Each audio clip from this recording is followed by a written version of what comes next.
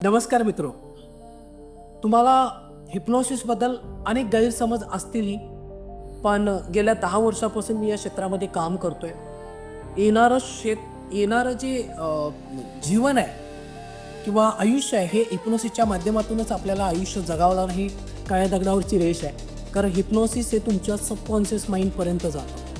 मित्रो, भारतामध्ये 1808 मध्ये ते 1859 या कालावधीमध्ये डॉक्टर जेम्स एस्डेल नावाच्या शास्त्रज्ञाने, हा हिप्नोटिस्ट होता, भारतामध्ये शेकडो शस्त्रक्रिया केल्या. कोणताही ॲनेस्थेटिया, कोणताही क्लोरोफॉर्म त्यांनी वापरला नाही. भाग कापणं किंवा तो भाग बाजूला करणं, कापून बाजूला करणं, अशा वेगवेगळ्या शस्त्रक्रिया त्यांनी केल्या. त्यामुळे विचार करावा लागेल की हिप्नोसिस हे प्युअर सायन्स आहे, नॉट अ मॅजिक.